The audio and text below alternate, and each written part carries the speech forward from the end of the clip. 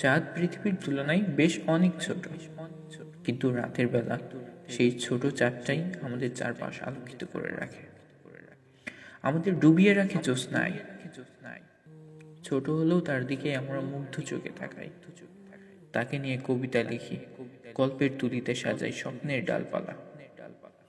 কিন্তু রাতের আকাশের অন্য কোনো তারা, যারা পৃথিবী থেকে হাজার কোটি আলোকবর্ষ দূরে, তাদের আলোতে আমাদের পৃথিবীটা আলোকিত হয় না।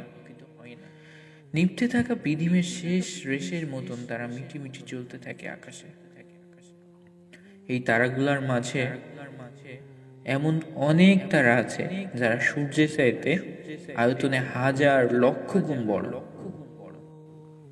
যাদের মধ্যে অনায়াসে হারিয়ে যেতে পারবে কোটি কোটি পৃথিবী।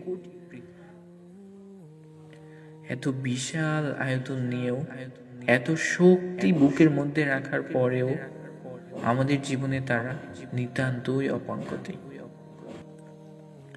আমরা তাদের আলোতে মুগ্ধ হই না, তাদের দিকে বিমুগ্ধ বিস্ময়ে তাকিয়ে থাকি না, কোনো কবিতা গল্প লিখি না তাদের নিয়ে।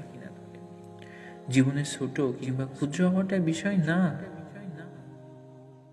বিষয় হলো প্রিয় মানুষগুলোর কতটা কাছাকাছি আমরা থাকছি, সেটাই।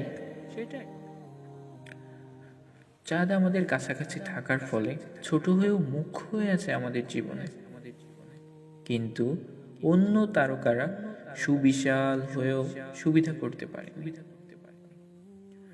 বিবাহিত জীবনে সঙ্গী কিংবা সঙ্গিনীর জন্য চাঁদ হওয়াটাই হোক আমাদের ব্রত।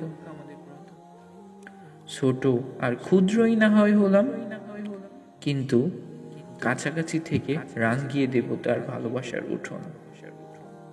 কবিতা, গান আর গল্পে ভরিয়ে দেব জীবন।